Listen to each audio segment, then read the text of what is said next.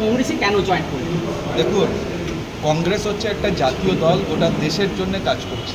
দেশ যখন সংবিধানের বিরুদ্ধে কাজ হচ্ছে, দেশে সংবিধান বাঁচানোর জন্য কংগ্রেস নেমে পড়েছে গোটা দেশে। একটা জাতীয় দল হিসেবে দেশকে বাঁচানোর লক্ষ্যে, আমার রাজ্য তো পরে, আগে দেশকে তো বাঁচাবো, নাহলে রাজ্য থাকবে কোথায়? তো দেশকে বাঁচানোর জন্যে একমাত্র আরএসএস বিজেপির প্রতিদ্বন্দ্বী এবং শত্রু হিসেবে লড়াই করে যাচ্ছে মানুষের জন্য, সেটা হচ্ছে রাহুল গান্ধীজি এবং কংগ্রেস। তো এই কংগ্রেসের লড়াইয়ে সারা রাজ্যে আমি দেখেছি, যখন আমরা আন্দোলন করেছি বিভিন্ন বিষয়ে, দেশের বিভিন্ন আইন পাস হচ্ছে, দলিত, আদিবাসী, সংখ্যালঘু সমস্ত সম্প্রদায়ের মানুষ নিপীড়িত, নির্যাতিত হচ্ছে, আমরা তখন আমাদের রাজ্যের একটা যে সরকার চলছে, ধর্মনিরপেক্ষ সরকার, তারাও দেখবেন আরএসএসের থেকে এক ধাপে গিয়ে ধর্মের সুশ্রী দিয়ে রাজনীতি করছে।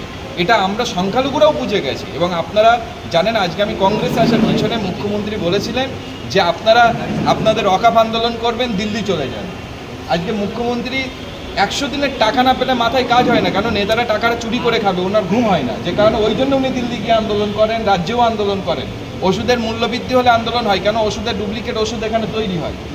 অনেকবার দেখলেন কত কি তিলোত্তমা নিয়ে আমার ঘরের মেয়ে চলে গেল, বোন চলে গেল, শিক্ষকরা রাস্তায় শুয়ে পড়েছে। তো এই যে আজকে সমাজের অধঃপতন, সমাজ শেষ হয়ে গেছে, জাতি শেষ হয়ে গেছে, আমরা শেষ হয়ে গেছি, আজকে সেই জায়গায় আমার লড়াই মানুষের লড়াই, সংবিধান বাঁচানোর লড়াই। এবং আমি মনে করি যে মুখ্যমন্ত্রীর অনুপ্রেরণায় সব কিছু তো রাজ্য ওনার অনুপ্রেরণায় হয়, তো মুখ্যমন্ত্রীর অনুপ্রেরণায় বাংলার মানুষ ওনার কথা মতো আগামী দিন আমরা দিল্লিতে যেতে বলেছিলেন, আমরা দিল্লির একটা হাত ধরে, শক্ত জাতীয় স্তরের হাত ধরে আমাদের আন্দোলন করে আমাদের অধিকার আমরা বুঝে নেব। এবং সাধারণ মানুষকে বলবো, আপনারা আপনাদের অধিকার, সে যে সম্প্রদায়ের হন, আপনারা প্রত্যেকের অধিকারকে আদায় করার জন্য ছুটে আসুন। মাইনরিটিদেরকে বলবো, আপনাদের কবরস্থান বাঁচানোর জন্যে, আপনাদের মসজিদ বাঁচানো, মাদ্রাসা বাঁচানোর জন্য যে লড়াই আজকে আমরা করেছিলাম, তখন দিল্লি যাওয়ার কথা শুনতে হয়েছিল।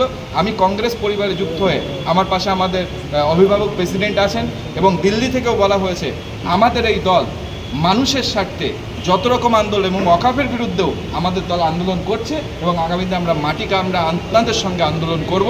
আপনারা আমাদের সাথে থাকুন। আমরা কখনো আমাদের কোনো মানুষের, মজলুম মানুষের, দুঃখী মানুষের হককে ফাঁকি দিতে দেবো না, আমরা হক আদায় করে এনে আপনাদের হাতে তুলে দেবো। আপনারা সক্রিয়। পশ্চিমবাংলা মুখ্যমন্ত্রী ডবল চাকরি দেওয়ার প্রতিশ্রুতি দিয়েছিলেন, এবং সেই বারবার শাসক দল বলে যারা এই সংখ্যালঘুদের মসিয়া বলা হয় তৃণমূল কংগ্রেসকে, সেই তৃণমূল কংগ্রেসকে কেন ছুঁড়ে ফেলছেন আপনি? সংখ্যালঘুদের মসিহা বলা হয়, মসিয়া বলা হয়, এটা আপনি মুখ্যমন্ত্রীকে প্রশ্ন করুন। আমরা তো গরু, সংখ্যালঘুরা তো গরু, এর তো ভালো কোনো এদের ডেজিগনেশন বা ভালো কোনো নাম নেই, এটা গরুর সঙ্গে তুলনা করছে, তাই এদের আর কবে ঘুম ভাঙবে?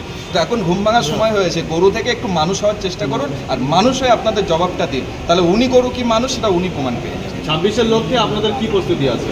আমরা কাজ করছি, মানুষের আহ্বান করছি, মানুষ আসবে, খুব ভালো রেজাল্ট হবে। অন্যান্য দলও 26-এর